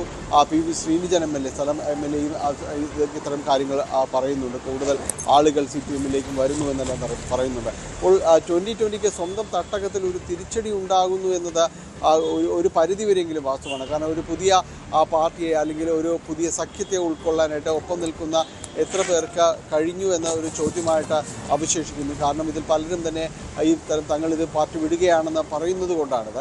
ഏതായാലും NDA-യിലേക്കുള്ളൊരു പ്രവേശനം ഇപ്പോൾ യാഥാർത്ഥ്യമായിരിക്കുന്നു എന്നത് അദ്ദേഹം സ്ഥിരീകരിക്കുന്നു. ഒപ്പം ഈ വരും ദിവസങ്ങളിലാണ് അത് കൂടുതൽ പരിശോധിക്കപ്പെടേണ്ടത്. നിരവധിയായ പഞ്ചായത്തുകളിൽ ഇപ്പോൾ പ്രശ്നങ്ങൾ സൃഷ്ടിക്കാൻ സാധ്യതയുണ്ട്. ഇപ്പോൾ ഇതുപോലുള്ള പൂത്തൃക്ക പോലുള്ള പഞ്ചായത്തുകളിലെല്ലാം തന്നെ ടോസിലൂടെയാണ് അവിടെ ഈ 2020-ക്ക് ഭരണം ഉണ്ടായത്. അപ്പോൾ അവിടെ എല്ലാം തന്നെ ഇപ്പോൾ ബലാബലം നിൽക്കുന്നൊരവസ്ഥയാണ് മറ്റു മുന്നണികൾ നിൽക്കുന്നത്. അപ്പോൾ അത് സാങ്കേതികമായ വിഷയങ്ങൾ സ്വീകരിക്കും. വടവുകോട് പുത്തൻകുരിശിലും 2020-യുടെ 2 പേരുടെ പിന്തുണയിൽ UDF ഭരണം കൊണ്ടുപോകുന്നു. ഇവിടെയെല്ലാം കാര്യങ്ങൾ കുറച്ചുകൂടി സങ്കീർണമാകാൻ തന്നെയാണ് സാധ്യത. കാരണം തദ്ദേശ സ്ഥാപനങ്ങളിലേക്ക് തിരഞ്ഞെടുക്കപ്പെട്ട പ്രതിനിധികൾ 2020-യുടെ പ്രതിനിധികൾ രാജിവെക്കാൻ വരെ സാധ്യതയുണ്ട് എന്നതെല്ലാം തന്നെ പറയുന്നുണ്ട്. ഈ വരും ദിവസങ്ങളിലായിരിക്കും അത് കുറച്ചുകൂടി വ്യക്തമാക്കുക. കാരണം ഇവരൊരു ഇപ്പോഴത്തെ ഒരു നിലപാടിനോട് യോജിച്ചു പോകാൻ കഴിയില്ല എന്ന് പലരും തന്നെ പറയുകയും ചെയ്യുന്നുണ്ട്. സാബു ജേക്കബ് ആവട്ടെ ഇടത് വലത് കക്ഷികൾ അത് തങ്ങളെ ശ്വാസം മുട്ടിക്കുന്ന രീതിയിലേക്ക് വരുന്നു, നിൽക്കാൻ പറ്റാതെ വരുന്ന സാഹചര്യത്തിലാണ് തങ്ങൾ ഒരു പുതിയ രാഷ്ട്രീയ സമവാക്യങ്ങളിലേക്ക് പോയതെന്ന് പറയുന്നു. ഇത് മുഴുവൻ പേരോടും ആലോചിച്ചുകൊണ്ട് കൈക്കൊണ്ട തീരുമാനമാണിതെന്നും അദ്ദേഹം വ്യക്തമാക്കുകയും ചെയ്യുന്നുണ്ട്. എന്നാൽ അതേസമയം വലിയ ആക്ഷേപങ്ങൾ അതിനെതിരെയും ഉയരുന്നുണ്ട്. ആരോടും ചർച്ച നടത്തിയിട്ടില്ല എന്നതടക്കമുള്ള ആക്ഷേപങ്ങളാണ് ഉയരുന്നത്. എന്തായാലും കഴിഞ്ഞ കുറച്ച് നാളുകളിൽ വലിയ ചർച്ചയായിരുന്ന 2020 വീണ്ടും ചർച്ചകളിലേക്ക് നീങ്ങുകയാണ്. അത് ഈ ഇപ്പോഴുള്ള മുന്നണി പ്രവേശനവുമായെല്ലാം തന്നെ ബന്ധപ്പെട്ടുകൊണ്ടുള്ളതാണ്. നിയമസഭാ തെരഞ്ഞെടുപ്പ് വരുന്ന ഈ ഒരു ഘട്ടത്തിലാണ് ഇങ്ങനെ ഒരു കൂട്ടുകെട്ടിലേക്ക് വന്നിരിക്കുന്നത്. കഴിഞ്ഞ തവണ 2020 ഒറ്റയ്ക്ക് മത്സരിച്ച എറണാകുളം ജില്ലയിൽ 8 നിയമസഭാ മണ്ഡലങ്ങളിലും താരതമ്യേന മികച്ച പ്രകടനം കാഴ്ചവെക്കാനായിട്ട് ഒരു പൊതു പാർട്ടി നിരത്തിൽ കാഴ്ചവെക്കാൻ കഴിഞ്ഞിരുന്നു. പക്ഷേ ഇത്തവണ തദ്ദേശ തെരഞ്ഞെടുപ്പിൽ വലിയ രീതിയിലുള്ള പ്രതീക്ഷ നൽകുന്ന പ്രകടനമായിരുന്നില്ല. തീർത്തും നിറമങ്ങിപ്പോയി. പ്രത്യേകിച്ച് കൊച്ചിൻ കോർപ്പറേഷൻ അടക്കമുള്ള ഇടങ്ങളിൽ അവർക്ക് ഒരു മേൽവിലാസം ഉണ്ടാക്കിയെടുക്കാൻ പോലും കഴിഞ്ഞില്ല എന്നൊരു യാഥാർത്ഥ്യം കൂടി ഇതിനൊപ്പം ചേർത്ത് വായിക്കേണ്ടതുണ്ട്. രഞ്ജിത്ത്. തീർച്ചയായും. മറ്റു വാർത്തയിലേക്ക്. നിയമസഭാ തെരഞ്ഞെടുപ്പിൽ കോൺഗ്രസ് വിജയിക്കുമെന്ന് കണ്ടാണ് പ്രധാനമന്ത്രി കോൺഗ്രസിനെതിരെ പ്രസ്താവന നടത്തിയതെന്ന് KPC അധ്യക്ഷൻ സണ്ണി ജോസഫ്. BJP-യുടെയും CPM-ന്റെയും മുഖ്യ ശത്രു കോൺഗ്രസ് ആണെന്നും നിയമസഭാ തെരഞ്ഞെടുപ്പിൽ MP-മാർ മത്സരിക്കുന്ന കാര്യം ഹൈക്കമാൻഡ് തീരുമാനിക്കുമെന്നും സണ്ണി ജോസഫ് പറഞ്ഞു. മുഖ്യമന്ത്രിയുടെ ഭാഷയിൽ തന്നെ പറഞ്ഞാൽ ഒക്കെ ചങ്ങാതിമാരാണ്. അവരുടെ എല്ലാം ഇരുകൂട്ടരുടെയും മുഖ്യ ശത്രു കോൺഗ്രസ് ആണ്. ഞാൻ എൻ്റെ ശ്രദ്ധയപ്പെട്ടിട്ടില്ല. അതൊക്കെ സൗഹൃദ സംഭാഷണത്തിലൂടെ UDF സീറ്റ് വിഭജനം പൂർത്തിയാക്കും. തീരുമാനമായിട്ടില്ല. ഹൈക്കമാൻഡ് തീരുമാനിക്കേണ്ട ആരൊക്കെ മത്സരിക്കും. നിയമസഭാ തെരഞ്ഞെടുപ്പിൽ സീറ്റുകൾ വെച്ചുമാറുന്നത് ചർച്ചയില്ലെന്ന് PJ ജോസഫ് പറഞ്ഞു. കഴിഞ്ഞ തവണ മത്സരിച്ച സീറ്റുകളിൽ ഇത്തവണ മത്സരിക്കുമെന്നും ജോസ് കെ മാണി വിഭാഗത്തിന്റെ മുന്നണി പ്രവേശം UDF ചർച്ച ചെയ്തിട്ടില്ലെന്നും ജോസഫ് പറഞ്ഞു.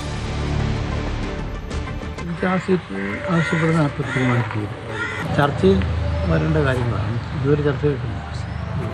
ഇടുക്കി ഉൾപ്പെടെ കോൺഗ്രസ് ആവശ്യപ്പെടുന്നുണ്ട്. പല സീറ്റുകളും വെച്ച് മാറണമെന്നുള്ള കോൺഗ്രസ് പ്രവർത്തകർക്കിടയിൽ ഇടുക്കി ആരും ആവശ്യപ്പെട്ടിട്ടില്ല. അങ്ങനെ ഒരു വിട്ടുവീഴ്ചയ്ക്കുള്ള സാധ്യതയുണ്ടോ? അങ്ങനെ ആ വിഷയം ഉദിക്കുന്നില്ല. പ്രതിപക്ഷ നേതാവ് തന്നെ പറഞ്ഞിരുന്നത് വിജയസാധ്യത ആണ് സംശയമില്ല. വിജയസാധ്യത കണ്ടുകൊണ്ട് മുൻതൂക്കമുള്ള സീറ്റുകൾ അങ്ങോട്ട് ആ വിഷയം ഉദിച്ചിട്ടില്ല. ഇതുവരെ ചർച്ചയിലേക്ക് വരുന്നേ ഉള്ളൂ. ഉറപ്പായിട്ടും മുന്നണി ചെയ്യും. മുന്നണി അടിത്തറ വികസിപ്പിക്കാൻ നേതാക്കന്മാർ പറഞ്ഞൊന്നുമില്ല. മണി ഗ്രൂപ്പിനെ കൊണ്ടുവരുന്നത് രാഹുൽ ഗാന്ധിയുടെ സജഷൻ അതൊക്കെ വാർത്തകൾ മാത്രമേ ഉള്ളൂ. അങ്ങനെ ഒരു കാര്യം നമ്മൾ രാഹുൽ മാങ്കൂട്ടത്തിലിന്റെ ജാമ്യാപേക്ഷയിൽ വിധി പറയുന്നത് ഈ മാസം 28 മാറ്റി. പത്തനംതിട്ട ജില്ലാ സെഷൻസ് കോടതി ആണ് വിധി പറയുക. പ്രതിഭാഗം ഹാജരാക്കിയ ശബ്ദരേഖയിൽ ശാസ്ത്രീയ പരിശോധന വേണമെന്ന് പ്രോസിക്യൂഷൻ ആവശ്യപ്പെട്ടു. അതേ തുടർന്നാണ് ജാമ്യാപേക്ഷയിൽ വിധി പറയുന്നത് മാറ്റിയത്. രാഹുൽ മാങ്കൂട്ടത്തിന്റെ റിമാൻഡ് കാലാവധി നാളെ പൂർത്തിയാകാനിരിക്കെയാണ് ജാമ്യാപേക്ഷ ഇന്ന് തിരുവനന്തപുരം പത്തനംതിട്ട ജില്ലാ സെഷൻസ് കോടതി പരിഗണിച്ചത്.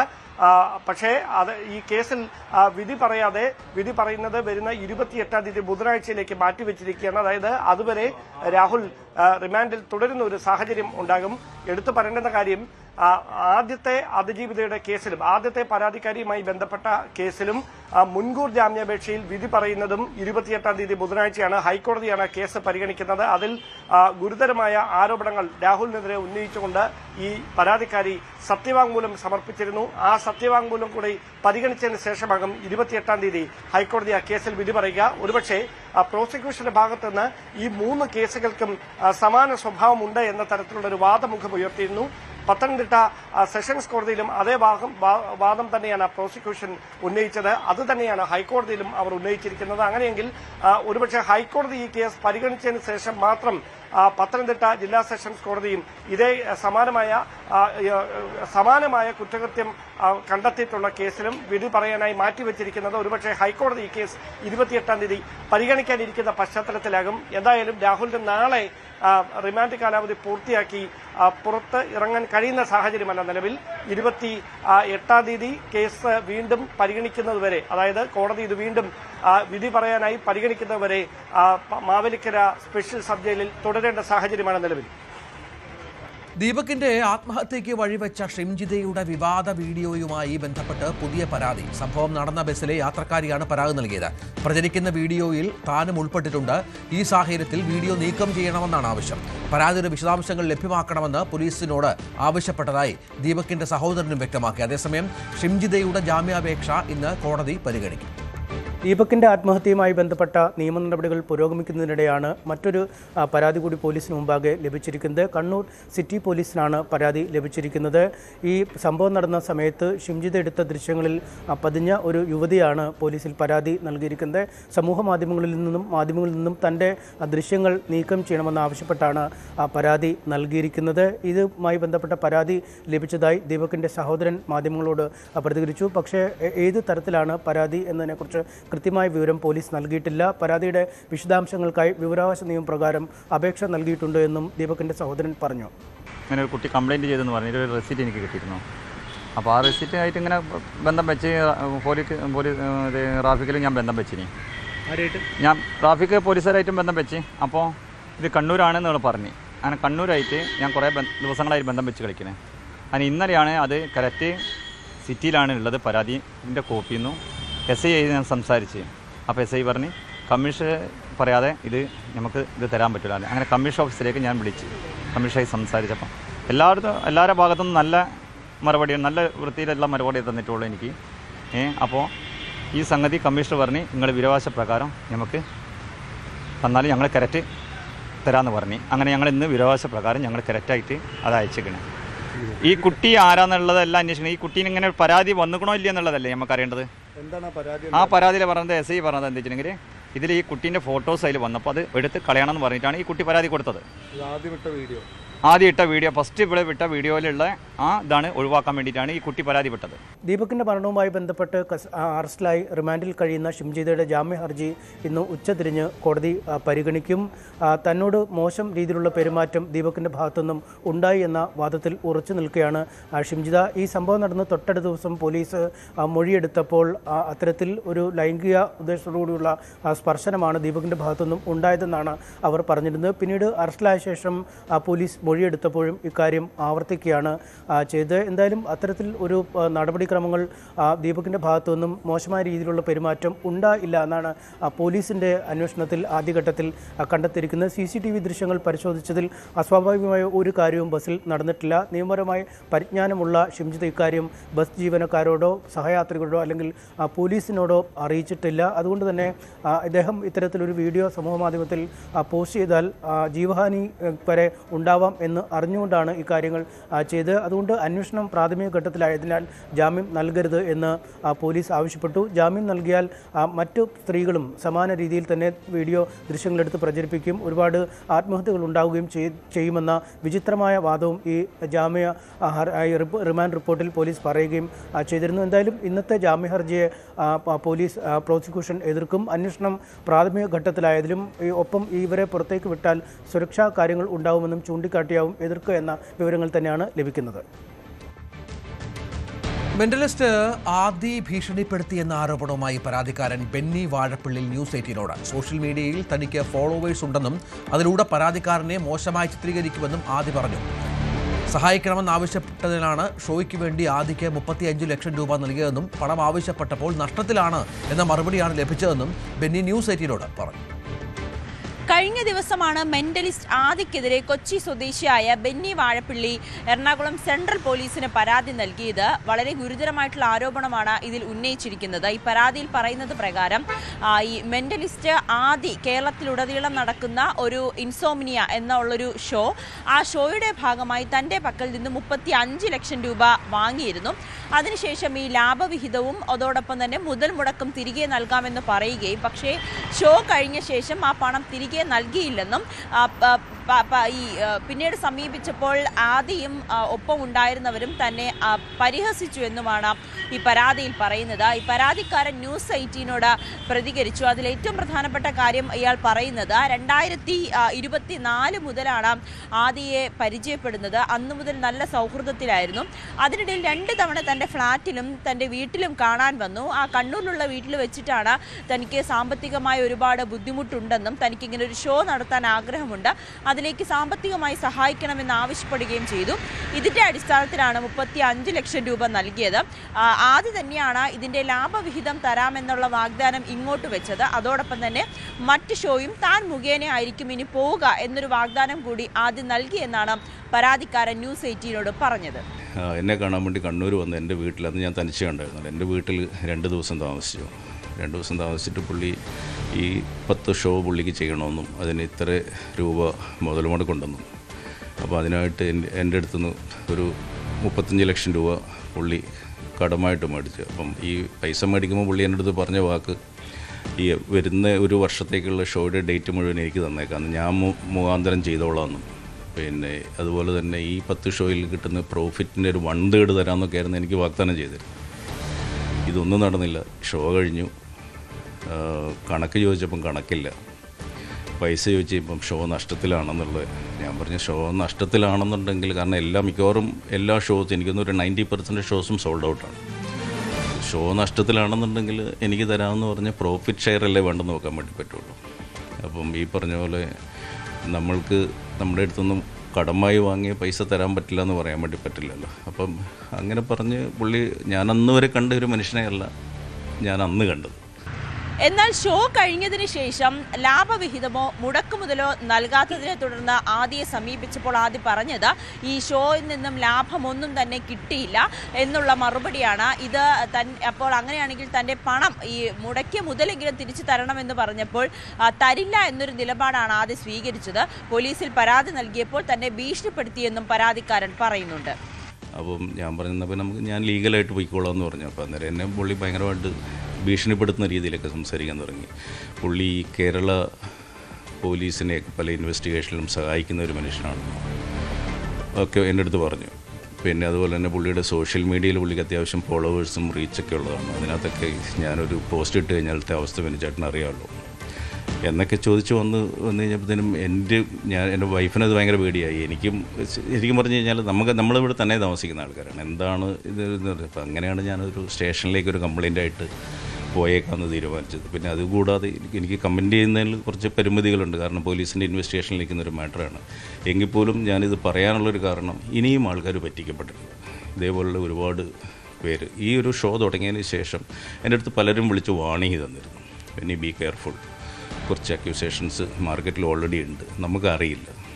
സംവിധായകൻ ജിസ്റ്റോയാണ് ഈ പരിപാടിയുടെ ഡയറക്ടർ. അയാൾക്കെതിരെയും ഇപ്പോൾ പരാതി നൽകിയിട്ടുണ്ട്. ഇതിൽ ഒരു നിർമ്മാതാവായി ജിസ്റ്റോയും പങ്കാളിയായിട്ടുണ്ട് എന്നാണ് പരാതിക്കാരൻ പറയുന്നത്. പക്ഷേ ജിസ്റ്റോയ് പ്രതികരിക്കുന്നത് തനിക്ക് ഇതുമായി ബന്ധപ്പെട്ട് യാതൊരുവിധ സാമ്പത്തിക ഇടപാടുമില്ല, താൻ ഇതിൻ്റെ ഒരു ഡയറക്ടർ മാത്രമാണെന്നാണ് ജിസ്റ്റോയ് പ്രതികരിച്ചത്. പക്ഷേ മെന്റലിസ്റ്റ് ആദി ഇതുവരെയും പ്രതികരണത്തിന് തയ്യാറായിട്ടുമില്ല. പോലീസ് എന്തായാലും കേസെടുത്ത് അന്വേഷണവുമായി മുന്നോട്ട് പോയിക്കൊണ്ടിരിക്കുകയാണ്. പേട്ട റെയിൽവേ സ്റ്റേഷന് സമീപം വൻ ലഹരിവേട്ട. 150 ഗ്രാം MDMA പിടികൂടി. നന്ദു, നന്ദഹരി എന്നിവരാണ് പിടിയിലായത്. എക്സൈസ് നാർക്കോട്ടിക് സ്ക്വാഡാണ് ഇവരെ പിടികൂടിയത്. ഇരുചക്രവാഹനത്തിൽ ആയിരുന്നു പ്രതികൾ. കച്ചവടത്തിനായി ബാംഗ്ലൂരിൽ നിന്ന് എത്തിച്ചതാണ് MDMA. തെരഞ്ഞെടുപ്പ് അടുത്തിരിക്കെ ബംഗ്ലാദേശിലെ മുഹമ്മദ് യൂനുസ് ഭരണത്തിനെതിരെ ആഞ്ഞടിച്ച് ബംഗ്ലാദേശ് മുൻ പ്രധാനമന്ത്രി ഷെയ്ഖ് ഹസീന. അരാജകത്വത്തിലേക്കാണ് ബംഗ്ലാദേശ് എന്നാണ് വിമർശനം. ജനാധിപത്യത്തെ നാടുകടത്തി ഇരുണ്ട മണിക്കൂറുകളിലൂടെയാണ് ബംഗ്ലാദേശ് കടന്നുപോകുന്നതെന്നും ഷെയ്ഖ് ഹസീന പറഞ്ഞു. റഷ്യ യുക്രൈൻ യുദ്ധം അവസാനിപ്പിക്കാൻ UAEയിൽ നടന്ന ത്രിതല ചർച്ചകളിലും പ്രതീക്ഷ മങ്ങുന്നു. അമേരിക്കൻ പ്രസിഡന്റ് ഡൊണാൾഡ് ട്രംപിന്റെ മരുമകന്റെ മധ്യസ്ഥതയിലായിരുന്നു ആദ്യഘട്ട ചർച്ച. ഡോൺബാസ് മേഖല റഷ്യയ്ക്ക് വിട്ടു നൽകുന്നതുമായി ബന്ധപ്പെട്ടാണ് തർക്കം നിലനിൽക്കുന്നത്. Години доповідають мені українські представники. Вони зараз знаходяться в Еміратах. Там сьогодні українська, американська та російська делегації. Була вже розмова важлива, бо давно не було таких тристоронніх форматів зустрічі. Говорять про параметри закінчення війни. Зараз у них має бути принаймні частина відповідей від Росії. Головне, щоб Росія була готова завершити цю війну, яку сама ж почала. ടെട്രാപോഡ് കടൽഭിത്തി നിർമ്മാണത്തിന് ഭരണാനുമതി ലഭിച്ചതിന്റെ ആശ്വാസത്തിലാണ് എറണാകുളം കണ്ടമാലി നിവാസികൾ. നേരത്തെ ചെല്ലാനം മേഖലയിൽ നിർമ്മാണം പൂർത്തിയാക്കിയ കടൽഭിത്തി പദ്ധതിയുടെ തുടർച്ചയാണിത്. ചുവപ്പ് നാടയിൽ കുരുങ്ങാതെ പദ്ധതിയുടെ നിർമ്മാണം ഉടൻ ആരംഭിക്കണമെന്ന് പ്രദേശവാസികൾ ആവശ്യപ്പെട്ടു. ചെല്ലാനത്ത് ടെട്രാപോഡ് കടൽഭിത്തി അതിൻ്റെ ഒരു നിർമ്മാണം അതിൻ്റെ പൂർണ്ണതയിലെത്തിക്കുവാനുള്ള ഒരു ശ്രമത്തിലേക്ക് കാര്യങ്ങൾ എത്തിയിരിക്കുന്നു. നേരത്തെ 7.3 കിലോമീറ്ററോളമായിരുന്നു ഉണ്ടായിരുന്നതെങ്കിൽ ബാക്കിയുള്ള ഭാഗം ഏതാണ്ട് 6.1 കിലോമീറ്ററോളം വരുന്ന ബാക്കിയുള്ള ഭാഗമാണ് ഇനിയിപ്പോൾ ഭരണാനുമതി ആയിരിക്കുന്നത്. 404 കോടി രൂപ അതിന് അനുവദിച്ചിരിക്കുന്നു എന്നതാണ്. അപ്പോൾ പൂർണ്ണമായും തന്നെ ആ ഒരു സംരക്ഷണ ഭിത്തി ഉണ്ടാകും. നാളുകളായി പലപ്പോഴും മഴക്കാലത്ത് നമ്മൾ നേരിട്ട് കാണുന്നതാണ് ഈ പ്രദേശവാസികളുടെ ദുരിതം. ഏതായാലും അതിൻ്റെ ഒരു സന്തോഷവും ആഹ്ലാദവും എല്ലാം തന്നെ ഈ മേഖലയിലുണ്ട്. ഈ ഭാഗത്തെല്ലാം തന്നെയും പലപ്പോഴും വെള്ളം നിറഞ്ഞ് കവിയുന്ന ഒരവസ്ഥയിലായിരുന്നു ഈ പ്രദേശത്തുള്ള ചേച്ചിമാരടക്കമുള്ളവരുണ്ട്. ഇത് ഏതാണ്ടും ഭരണാനുമതി ആയിരിക്കുന്നു. അത് പലപ്പോഴും നമ്മൾ സംസാരിക്കുമ്പോൾ ഒരാശയക്കുഴപ്പങ്ങൾ ഇനി എന്ന് എന്നുള്ളതെല്ലാം ഉണ്ടായിരുന്നു. അപ്പോൾ കുറച്ച് സന്തോഷിക്കാവുന്ന അവസ്ഥയിലേക്കെല്ലാം തന്നെ എത്തി. സന്തോഷിക്കാവുന്ന അവസ്ഥ പേപ്പറെ കണ്ടപ്പോൾ സന്തോഷിച്ചിട്ടുണ്ട്. ഞങ്ങൾക്ക് എത്രയും പെട്ടെന്ന് ചെയ്ത് കിട്ടിയാൽ മതി. അല്ലെങ്കിൽ ഈ കൊല്ലം ഞങ്ങൾക്ക് ഇവിടെ താമസിച്ചിട്ട് കാര്യമില്ല. ഒരേ വീട് ഇപ്പോൾ ഒരു വീട് പോയി രണ്ടാമത് വെച്ചതാണത്. അപ്പോൾ എത്രയും പെട്ടെന്ന് പേപ്പറെ വന്നാൽ ഞങ്ങൾക്ക് എത്രയും പെട്ടെന്ന് ഞങ്ങൾക്ക് ഈ വർഷത്തിന് മുമ്പ് ഞങ്ങൾക്ക് ചെയ്ത് തന്നാൽ മതി. ഞങ്ങൾക്ക് വേറെ ഒന്നും വേണ്ട.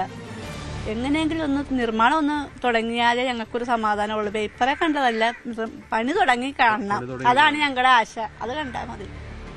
പലപ്പോഴും വലിയ ബുദ്ധിമുട്ടിലാണല്ലോ ഉണ്ടാവുന്നത്. എടുത്തു പറയണ്ടല്ലോ, നമ്മളെല്ലാവരും തന്നെ കാണുന്നതാണ്. ഇപ്പോൾ ഇനിയിപ്പോൾ വലിയ താമസം ഉണ്ടാകില്ല എന്നൊരു പ്രതീക്ഷയാണുള്ളത്. അതെ അതെ, ഞങ്ങൾക്കും വളരെ സന്തോഷമുണ്ട്. ഇത് കേട്ട് ഭരണാനുമതി കിട്ടിയെന്ന് പറഞ്ഞപ്പോൾ ഞങ്ങൾക്ക് വളരെ സന്തോഷമുണ്ട്. പക്ഷേ എത്രയും വേഗത്തിൽ ഇതിനെ തുടങ്ങണം എന്ന് വെച്ചാൽ ഈ പ്രാവശ്യത്തെ കടലേറ്റം നമുക്ക് ഉദ്ദേശിക്കാൻ പറ്റില്ല, എങ്ങനെയാണ് എന്നറിയാൻ പറ്റില്ല. അതുകൊണ്ട് എത്രയും വേഗത്തിന് തുടങ്ങണം എന്നാണ് ഞങ്ങളുടെ ആഗ്രഹം. ഇത്തവണ ആ ഒരു ദുരിതത്തിൽ നിന്ന് രക്ഷപ്പെടാൻ കഴിയുമെന്നുള്ളൊരു പ്രതീക്ഷയുണ്ട്. പ്രതീക്ഷയാണല്ലോ മുന്നോട്ട് നയിക്കുന്നത് എല്ലാവരും. ചേച്ചി, പലതവണ ഇവിടെ ഈ വീട്ടിൽ നിന്നൊക്കെ മാറി നിൽക്കേണ്ട സാഹചര്യങ്ങളൊക്കെ ഉണ്ടായിട്ടുണ്ടല്ലോ. ഇതിൽ ഈ ഭാഗങ്ങളെല്ലാം തന്നെ വെള്ളത്തിൽ മുങ്ങിപ്പോകുന്ന പ്രദേശമാണല്ലോ ഇവിടെ എല്ലാം. ഇവിടെ എല്ലാം വെള്ളത്തിൽ മുങ്ങിപ്പോൾ എൻ്റെ വീടൊക്കെ മൊത്തം മുങ്ങിയതാണ്. ഇനി അടുത്തൊരു കടൽ വരുമെങ്കിൽ മറിഞ്ഞ് താഴെ വീണു എല്ലാം കൂടി. പിന്നെ ഒരുപാട് നഷ്ടങ്ങളൊക്കെ വന്നിട്ട് ഞങ്ങൾ അങ്ങനെ മുൻപോട്ട് പോണതാണ് ഇങ്ങനെ തട്ടിയും മുട്ടിയൊക്കെ. അപ്പം എത്രയും പെട്ടെന്ന് ഇതൊന്ന് ചെയ്ത് തന്നാലേ നമുക്ക് വലിയ ഉപകാരമായിരുന്നു. ഇത് വിട്ട് പോകാൻ പറ്റൂല, എങ്ങും പോയിട്ട് കാര്യമില്ലല്ലോ. ഇവരിത് ചെയ്യുക, അത് മാത്രമേ ഉള്ളൂ ഇതിനുള്ള ഒരു പ്രതിവിധി. ഏതായാലും വലിയ ഭരണാനുമതി കിട്ടിയതിൻ്റെ വലിയൊരു ആശ്വാസമുണ്ട്. ഇനി അത് പൂർണ്ണതയിലേക്ക് എത്തിക്കുക എന്നാണ് പറയുന്നത്. നമുക്കൊപ്പം സുഭാഷൻ ചേട്ടനുണ്ട്. ഇവിടുത്തെ സമരസമിതികളിലും പലതിൻ്റെയും തന്നെ ഒരു ഏകോപനവും കാര്യങ്ങളും എല്ലാം തന്നെ നിശ്ചയിക്കുന്നു. പ്രത്യേകിച്ച് ഈ സ്ഥലത്തെക്കുറിച്ച് പദ്ധതിയെക്കുറിച്ചെല്ലാം വളരെ കൃത്യമായി പഠിച്ച ഒരാൾ കൂടിയാണ്. ഒരു തരത്തിൽ ഒരു ആശ്വാസമുണ്ട്. എങ്കിലും വളരെ പെട്ടെന്ന് നടപ്പാക്കണം എന്ന് തന്നെയാണ് എല്ലാവരുടെയും ഒരു ആഗ്രഹം. കാരണം ഞങ്ങൾ ചൂടുവെള്ളത്തിൽ വീണ പൂച്ചകളാണ്. 2021 ആദ്യത്തെ പദ്ധതി പ്രഖ്യാപിക്കുന്നത് തന്നെ 12 കിലോമീറ്ററും 15 പുലിമുട്ടുമാണ്. അതാണ് തുക കുറയാതെ 7.36 കിലോമീറ്ററും 6 പുലിമുട്ടുമായിട്ട് ചുരുങ്ങിയത്. അതേപോലെ അതിനുശേഷം 2023 ജൂൺ 9 ശ്രീമാൻ റോഷി അഗസ്റ്റിൻ അടുത്ത പദ്ധതി പ്രഖ്യാപിച്ചു 320 കോടി രൂപയുടെ. ഒക്ടോബർ 3 2023 തന്നെ ഒക്ടോബർ 3 ശ്രീ പി രാജീവ് രണ്ടാം ഘട്ടം 247 കോടി രൂപയുടെ പദ്ധതി പ്രഖ്യാപിച്ചു. ഇങ്ങനെയെല്ലാം ഞങ്ങൾ പ്രഖ്യാപനമല്ലാതെ ഇത് പ്രാവർത്തികമായി കാണുന്നില്ല. ഇപ്പോഴും വന്നിരിക്കുന്നത് 306 എന്നുള്ളത് 404 കോടിയായിട്ട് മാറിയിട്ടുണ്ട്. അതിൽ ഞങ്ങൾ സന്തോഷിക്കുന്നു, സർക്കാരിനെ അഭിനന്ദിക്കുന്നു. പക്ഷേ ഇതിൻ്റെ വടക്കുവശത്ത് ഇത് വന്ന് അവസാനിക്കുന്ന ഇപ്പം ചെല്ലാനം പഞ്ചായത്ത് അതിർത്തിയായ ബാനാശ്ശേരിയിലാണ് വന്ന് അവസാനിക്കാനായിട്ട് പോകുന്നത് 6.1 കിലോമീറ്റർ. അപ്പോൾ അത് കഴിഞ്ഞാൽ കൊച്ചി കോർപ്പറേഷൻ്റെ മാനാശ്ശേരി സൗദി ബീച്ച് റോഡ് പ്രദേശങ്ങൾ പിന്നെ ഫോർട്ട് കൊച്ചി വരെയുള്ള പ്രദേശങ്ങളും അതിരൂക്ഷമായ കടലാക്രമണത്തിൽ ബാധിക്കും. ഈ ചെല്ലാനത്ത് ചെയ്ത സമയത്ത് ഇവിടെ കടലുകയറ്റമില്ലായിരുന്നു. അവിടെ ചെയ്ത് കഴിഞ്ഞപ്പോഴാണ് പുത്തൻതോട് മുതൽ വടക്കോട്ട് കടലുകയറ്റം രൂക്ഷമായത്. അതേപോലെ തന്നെ മാനാശ്ശേരി വരെ ചെയ്താൽ മാനാശ്ശേരിക്ക് വടക്കോട്ടുള്ള പ്രദേശങ്ങളിലും അതിരൂക്ഷമായ കടലാക്രമണം ഉണ്ടാകും. അതായത് ഇടതുകാലിലെ മന്തെടുത്ത് വലതുകാലിൽ വെച്ചിട്ട് കാര്യമില്ല. അതുകൊണ്ട് കൊച്ചിൻ പോർട്ട് ട്രെഡ് ചെയ്ത് പുറംകടലിൽ കൊണ്ടേ കളയുന്ന എക്കലി വെറുതെ കൊണ്ടേ കളയുന്നതാണ്. അത് ഞങ്ങളുടെ തീരക്കടലിലടിച്ച് അത് പോകാതിരിക്കാൻ ഇടക്കിടക്ക് ഒരേ പുലിമുട്ടും കൂടി ഇട്ടാൽ മാത്രമേ ഇവിടുത്തെ തീരസംരക്ഷണം പൂർത്തിയാകും. പദ്ധതി ഇപ്പോൾ പ്രഖ്യാപനം ഒരു ആശ്വാസം തന്നെയാണ്. തീർച്ചയായിട്ടും പറയുന്നത് പോലെ ഇതിനൊരു ശാശ്വതമായ ഒരു പരിഹാരമാണ് വേണ്ടത്. വലിയ രീതിയിലുള്ള ഒരു നിർമ്മാണ പ്രവർത്തനങ്ങൾ പൂർത്തിയാകുമ്പോൾ തന്നെ മറ്റ് ഇടങ്ങളിലേക്ക് ഇതിൻ്റെ മറ്റു ഭാഗങ്ങളിലേക്ക് കൂടി പൂർണ്ണ സംരക്ഷണമാക്കുന്ന രീതിയിലൊരു വിശാല കാഴ്ചപ്പാടോടുകൂടി തന്നെ അധികൃതർ മുന്നോട്ട് പോകണം എന്നൊരു നിർദ്ദേശം കൂടി വയ്ക്കുന്നു. എന്തായാലും തന്നെ വരുന്ന വർഷകാലത്ത് വലിയ രീതിയിലുള്ള വെല്ലുവിളികളില്ലാതെ തന്നെ ഈ പശ്ചിമ കൊച്ചി മേഖല ഈ തീരം സംരക്ഷിക്കപ്പെടും എന്ന പ്രതീക്ഷയിൽ തന്നെയാണ് ഇവിടെയുള്ളവർ. സർക്കാരിൻ്റെ പ്രഖ്യാപനം വളരെ സന്തോഷത്തോടെ ആഹ്ലാദത്തോടെയും ഇവിടെയുള്ളവർ സ്വാഗതം ചെയ്യുകയും ചെയ്യുന്നു. കൊച്ചിയിൽ നിന്ന് ക്യാമറമാൻ കെ പി ധനേഷിനൊപ്പം ടാനി പോൾ, ന്യൂസ് 18. ഇനി സ്വർണം വെള്ളി നിരക്കുകൾ. ഗോൾഡ് ആൻഡ് ഡയമണ്ട്സ് ഇന്നത്തെ സ്വർണം വെള്ളി നിരക്കുകൾ നിങ്ങൾക്കായി സമർപ്പിക്കുന്നത് Kavitha gold and diamonds, the versatile jewellery. സ്വർണം ഗ്രാമിന് 14,540, പവന് 1,16,320. സ്വർണം 18 ക്യാരറ്റ് ഗ്രാമിന് 12,025, പവന് 96,200. വെള്ളി ഗ്രാമിന് 335, കിലോയ്ക്ക് 3,35,000. കവിത ഗോൾഡ് ആൻഡ് ഡയമണ്ട്സ് ഇന്നത്തെ സ്വർണം വെള്ളി നിരക്കുകൾ നിങ്ങൾക്കായി സമർപ്പിച്ചത് Kavitha gold and diamonds, the versatile jewellery. Spot ലൈവിൽ ടോം കുര്യാക്കോസ്.